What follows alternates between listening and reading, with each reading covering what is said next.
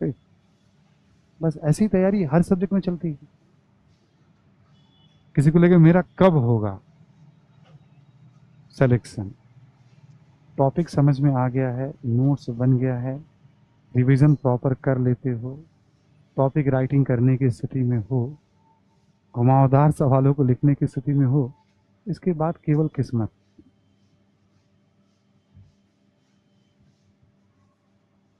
जब तुम्हारा समय, ठीक है, सभी सब्जेक्ट में पूरा सिलेबस है, सिलेबस में मान लो 200 टॉपिक हैं, 300 टॉपिक हैं, ठीक है, 300 टॉपिक हैं, मान लो उसमें मिला करके 800-900 सब टॉपिक हैं। एक बात कह रहा हूँ, सब चारों जीएस ऑप्शन सब 1000 टॉपिक हैं। एक डिब्बे में 1000 टॉपिक सब टॉपिक लिख के डाल दिया हमने, उसमें से जो निकल जाएगा उस पर हम राइटिंग कुछ ना कुछ तो कर ही देंगे हम। इसका मतलब फाउंडेशन आपकी अच्छी, कुछ ना कुछ, ये नहीं कह रहा हूँ कि हर बात कॉपी की लिख देंगे आप। कोई एग्जाम 42% पे इंटरव्यू कॉल आता है, बहुत अच्छा थोड़ी लिख रहा है, 45 पे आईएएस बन जाता, बहुत अच्छा लिखे थोड़ी बन रहा है। 40-42% में तो कई बार हम कॉलेज में पास नहीं होते हैं, यहाँ आईएएस बन जा रहे हैं। ये हमें लग रहा है, बस समस्या सिलेबस की है। उतने सारे विषयों पे 25-50% लिखना इतना आसान, इतना बातचीत करना आसान होता है, उतना अमल करना आसान अभी हो जाएगा। एक सब्जेक्ट, दो सब्जेक्ट, जहां 5-6 सब्जेक्ट होंगे गड्ढ मड्ढ सब शुरू हो जाता है। आपको तुम साफ साफ बता रहा हूं क्या चीज चाहिए आपको। इतने आपने टॉपर स्टॉक सुने होंगे, पता नहीं क्या क्या सुने होंगे, और ये सफलता का जो पैरा कैसे चलना है आपको, ये आप इसी सोच के आना, हमें रास्ता पता चले, बता तो रहा हूँ रास्ता मैं आपको। और आप सहमत होंगे मैं जो बता रहा हूँ, इससे सहमत होने का तो कोई मतलब ही नहीं है। डब्बे में 1000 टॉपिक्स हो रखे हुए हैं, टॉस किया जो निकल गया। क्लास नोट्स का 25% भी लिखने की स्थिति में है, इसका मतलब फाउंडेशन, टॉपिक की समझ तो है थोड़ी थोड़ी हमें। क्यों मैं कहता हूं, जब तक कोचिंग चलेगी ना, रोज नया टॉपिक आपके सिर पे आएगा, पुराना संभला नहीं तब तक नया आपके सिर पे आ जाएगा। तो आप उस परफेक्शन से पुराने को संभाल नहीं पाओगे। लेकिन आपने किसी भी तरह से मोमेंटम बनाए रखा, 10%, 25%, 50%, जब कोचिंग कंप्लीट हो जाएगी तो नया स्टॉक दिमाग में आना बंद हो जाएगा।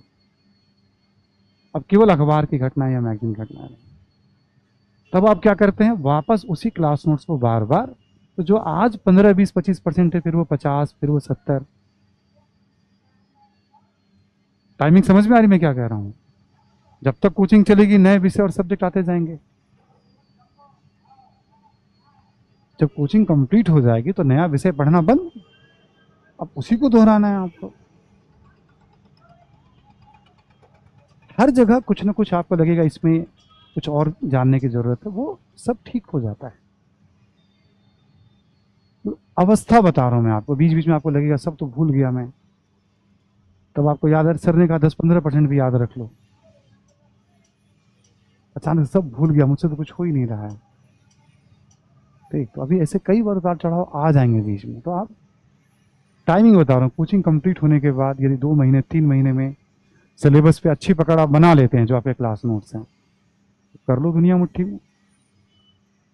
फिर आप 1 आध साल आपको लग जा रहा है पढ़ने में कोचिंग कंप्लीट होने के बाद, इसका मतलब क्लास के साथ आपने सिंसियरिटी नहीं दिखाई, गंभीरता नहीं दिखाई आपने, मतलब। ठीक, तो क्लास में ज्यादा परफेक्शन, क्योंकि आपको रोज नया सीखना है,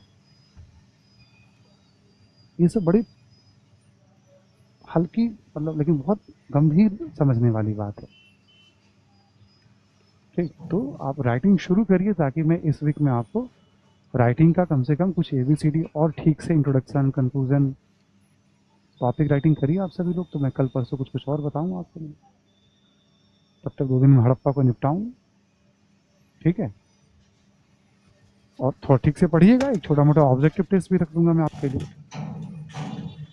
सभी के लिए, ऑनलाइन ऑफलाइन जितने भी है, उससे पता चलेगा ना क्लास नोट्स पे कितनी पकड़ बनी है आपकी। केवल क्लास नोट्स पर आधारित सवाल होंगे। ठीक है, आइए आगे बढ़ते हैं। नेक्स्ट टॉपिक है हमारा हड़प्पा सभ्यता।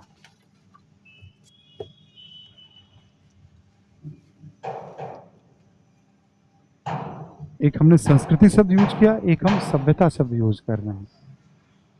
थोड़ा आगे चल के मैं इसका अर्थ भी आपको समझा दूंगा, सभ्यता का मतलब क्या है।